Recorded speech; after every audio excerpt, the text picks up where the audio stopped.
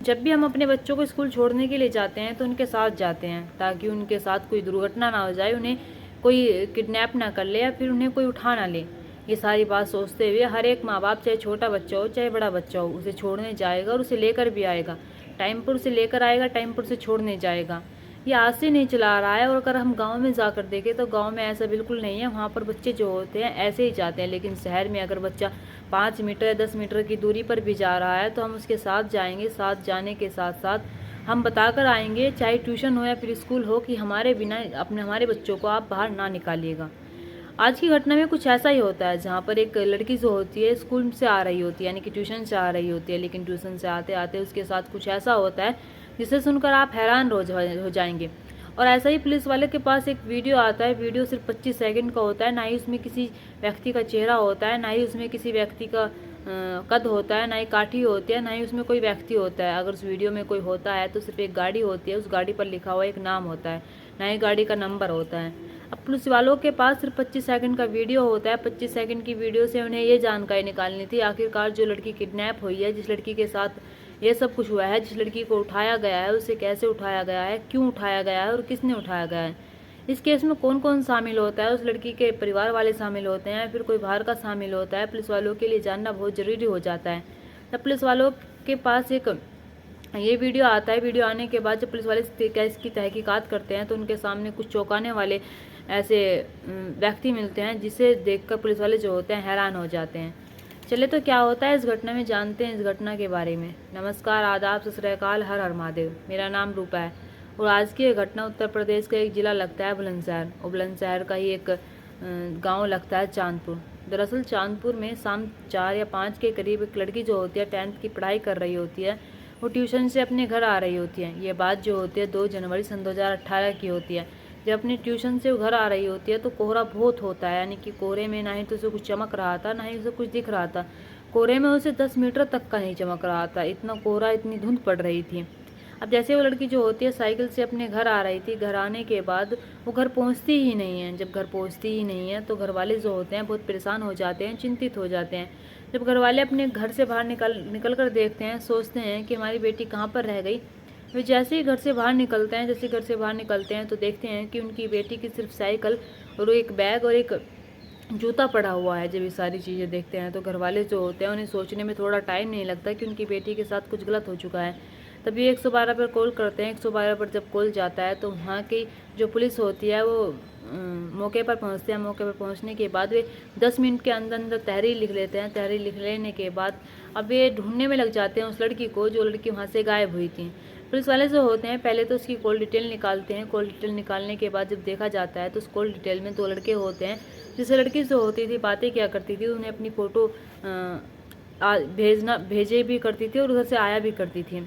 जब पुलिस वाले ये सारी चीज़ें देखते हैं तो उन 2 लड़कों को उठाकर लेकर आते हैं। उठाकर लेकर आने के बाद उनसे पूछताछ करते हैं और पूछते हैं कि तुमने उसके लड़की के साथ क्या किया है। तो वे 2 लड़के जो होते हैं 2 उधर की बातें बनाने लगते हैं, बताते ही नहीं हैं। पुलिस वाले जो होते हैं उनसे सख्ती से पूछताछ करते हैं, लेकिन वे फिर भी जाकर कुछ नहीं बताते और कहते हैं कि हमें नहीं पता। पुलिस वाले जो होते हैं उन्हें कुछ समझ नहीं आ रहा था कि वे क्या करें। तभी पुलिस वालों को इधर उधर से पता लगने लगता है कि इस लड़की का उससे कॉन्टैक्ट था, इस लड़की का उससे कॉन्टैक्ट था। करीब 15 लड़कों को पुलिस वाले जो होते हैं हिरासत में ले लेते हैं। हिरासत में ले लेने के बाद उनसे पूछताछ करते हैं, लेकिन 15 लड़के जो होते हैं ना ही तो कुछ बताते हैं और ना ही उनके मुंह से कुछ निकलता है। वे कहते हैं कि साहब हमें नहीं पता, और ना ही हमने उसके साथ कुछ किया है, और ना ही हमने उसे किडनैप किया है, और ना ही हमने उसे उठाया है। जब पुलिस वाले उनकी ये बात सुनते हैं तो पुलिस वाले हैरत में आ जाते हैं, परेशान हो जाते हैं और सोचने लगते हैं कि आखिरकार उस लड़की के साथ ऐसा किया तो किया किसने। पुलिस वाले जो होते हैं एक बार फिर से घर जाते हैं। उनके घर जाने के बाद उनसे पूछताछ करते हैं और कहते हैं कि तुम्हारी बेटी के साथ किसी का लफड़ा पड़ा तो नहीं था, या फिर किसी से उसकी दुश्मनी तो नहीं थी। सारी बातें जानने में लग जाते हैं। तो घर वाले जो होते हैं वे कहते हैं कि नहीं साहब, हमारी बेटी सीधा घर स्कूल जाया करती थी, स्कूल से फिर ट्यूशन जाया करती थी, और उसका ना ही तो मैं किसी के साथ चक्कर था और ना ही किसी के साथ लफड़ा था। पुलिस वाले जो होते हैं जब ये सारी बातें सुनते हैं तो इसमें 2 ऑफिसर होते हैं, एक का नाम मुनिराज होता है और एक का नाम धनंजय कुमार होता है। वाकई में इन ऑफिसर की जितनी तारीफ की जाए, इन ऑफिसर को जितना वाह किया जाए इतना ही कम होगा। अभी ये केस को सुलझा ही रहे थे, यानी कि केस को देख ही रहे थे, तभी इनके पास एक 25 सेकंड का वीडियो आता है। जब 25 सेकंड का वीडियो आता है तो उस 25 सेकंड की वीडियो में सिर्फ एक गाड़ी होती है, अल्टो, और गाड़ी के पीछे लिखा हुआ होता है अब्बासी बॉय। जब ये सारी चीज़ें देखते हैं उस 25 सेकंड की वीडियो में ना ही तो कोई व्यक्ति होता है, ना ही किसी व्यक्ति का चेहरा चमकता है, ना ही गाड़ी का नंबर चमकता है। सिर्फ चमकता है तो अब्बासी बॉय लिखा हुआ चमकता है और कार का जो नाम होता है आल्टो वो चमकता है। पुलिस वाले जो होते हैं जब ये सारी चीज़ें देखते हैं तो पुलिस वाले सोचने लगते हैं कि आखिरकार हमें कुछ प्रूफ मिल ही गया है, लेकिन हम कैसे पता करें कि ये कार है तो है किसकी, ना ही तो इसका नंबर है, ना ही इसमें कोई चलाने वाला दिख रहा है। अब पुलिस वाले जो होते हैं जितने भी टोल टैक्स होते हैं, टोल टैक्स चाहे वो मेरठ का हो, टोल टैक्स चाहे वो अलीगढ़ का हो, टोल टैक्स चाहे वो सिकंदराबाद का हो, सबकी जो फ़ोटोज़ होती हैं उन्हें निकलवाते हैं, उन्हें देखते हैं, लेकिन उनमें उन्हें ना ही तो कुछ मिलता है, ना ही उन्हें कुछ दिखाई देता है। जैसे ही वे एक दिन फिर सोचने लगते हैं कि हमें एक हफ्ते पहले तक की फ़ोटोज़ निकलवानी चाहिए, तो वे सिकंदराबाद जाते हैं। सिकंदराबाद जाकर वे एक हफ्ते पहले की फ़ोटो निकलवाते हैं। निकलवाने के बाद आज तक की निकलवाते हैं। लड़की किडनैप या फिर उसे उठाया गया था 2 जनवरी सन 2018 को, लेकिन उसे 4 दिन बाद यानी कि 6 जनवरी सन 2018 को उसकी एक डेड बॉडी मिलती है। डेड बॉडी जो मिलती है वो दादरी की एक जगह लगती है, बीर अकबरपुर, और उसी का एक रजवाया लगता है। वहाँ पर उसका जो डेड बॉडी होती है वो पड़ी हुई होती है। पुलिस वाले जब ये बात पता चलती है तो पुलिस वाले जो होते हैं उसे हिरासत में लेते हैं। हिरासत में लेने के बाद उसका पोस्टमार्टम कराया जाता है। पोस्टमार्टम में पता चलता है कि उस लड़की के साथ बड़ी ही दरिंदगी हुई है, उस लड़की के साथ बहुत गलत काम हुआ है। और जब पुलिस वालों को ये सारी बातें पता चलती है तो पुलिस वाले जो ऑफिसर होते हैं हैरत में आ जाते हैं, सोचने लगते हैं कि हम करें तो करें क्या।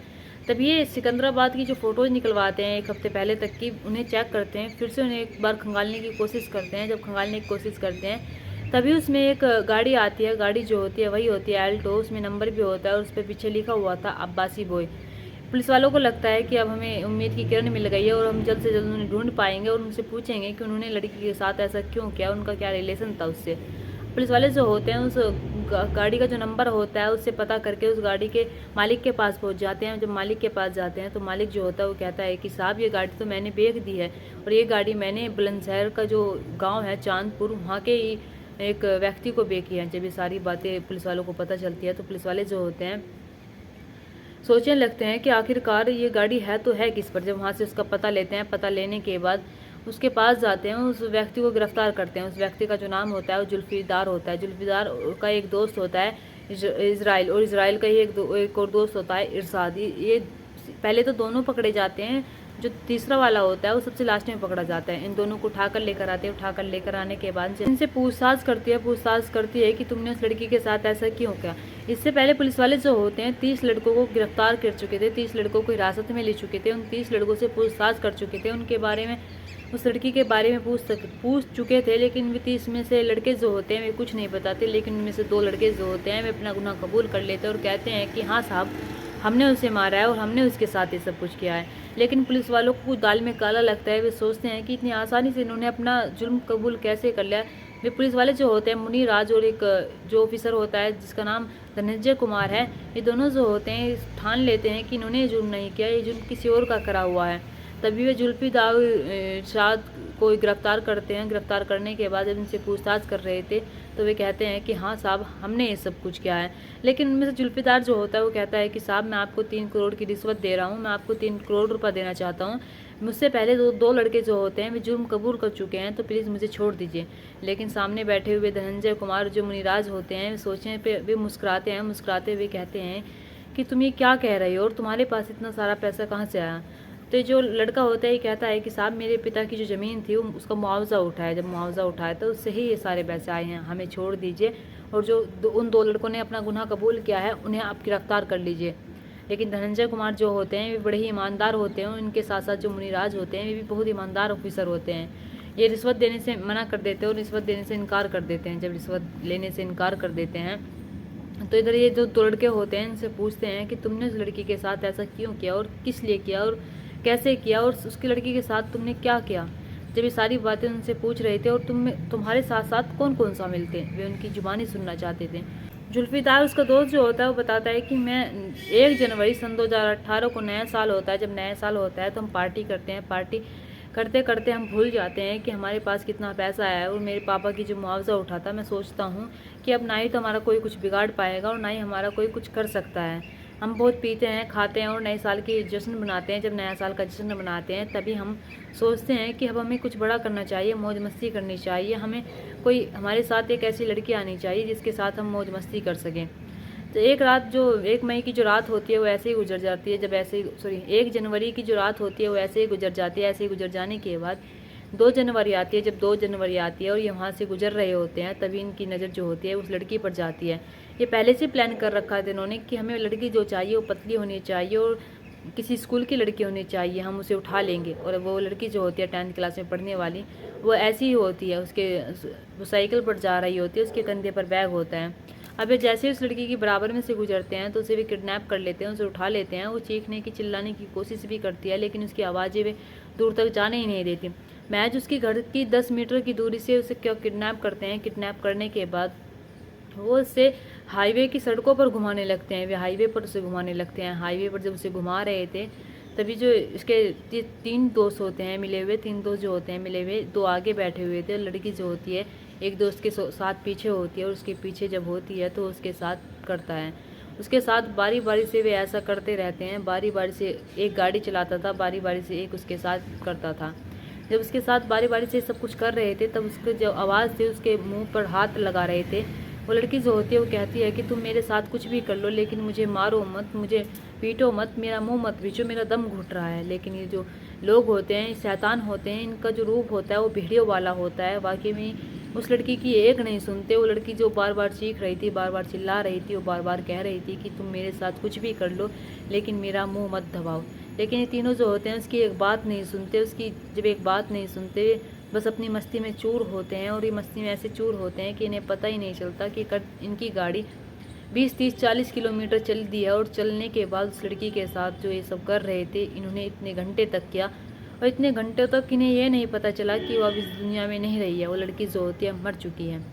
जब ये एक टोल टैक्स पड़ता है, यानी कि सिकंदराबाद का जो टोल टैक्स होता है वो पड़ता है, तो इन्हें वहाँ जाकर जब इसे देखते हैं तो इन्हें पता चलता है कि ये तो मर चुकी है और हम अब तक इसकी लाश से ये सब कुछ कर रहे हैं। जब ये सारी चीज़ देखते हैं तो वे सोचने लगते हैं कि अब हमें इसे लगा देना चाहिए, अब हम इसे कहीं फेंक देना चाहिए।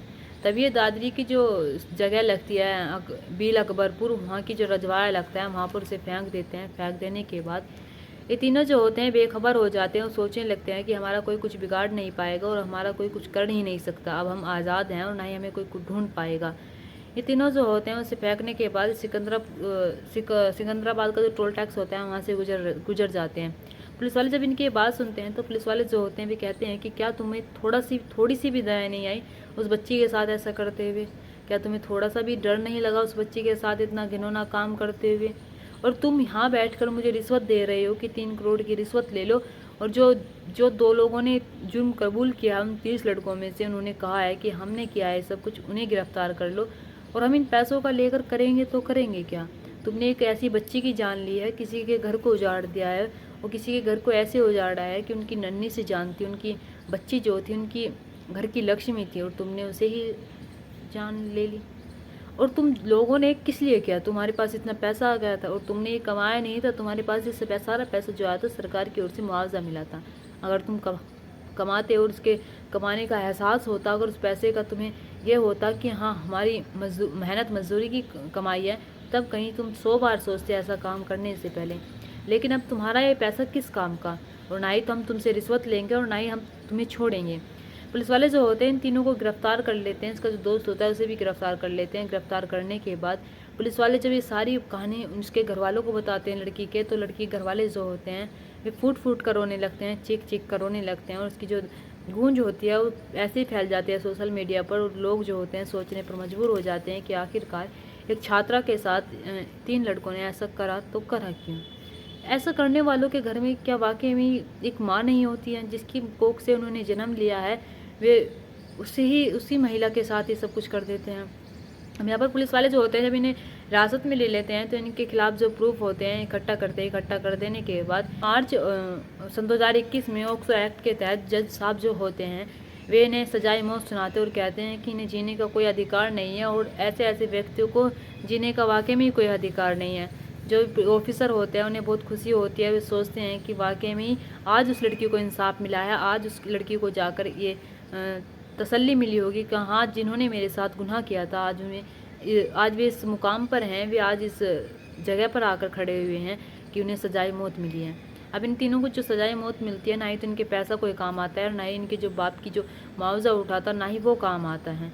बाकी में 3 लड़के जो होते हैं नशे में इतने चूर हो जाते हैं, जब इतना चूर हो जाते हैं, कुछ इन्हें दारू का नशा होता है, कुछ इन्हें पैसों का नशा होता है, और इस नशे के चक्कर में एक लड़की की ऐसी साथ दरंगी करते हैं, उसके साथ ऐसा कुछ करते हैं जिससे उस लड़की की ज़िंदगी बर्बाद हो जाती है। वो लड़की जो होती है अपनी जान दे बैठती है, यानी कि इसकी जान ले लेते हैं लोग। दोस्तों, इस कहानी को सुनाने का मकसद मेरा आपका दिल दुखाना नहीं था, आपको परेशान करना नहीं था, आपको कहानी के बारे में बताना था, आपको घटना के बारे में बताना था, आपको सचेत करना था। आप अपने परिवार के साथ खुश रहिए। नमस्कार।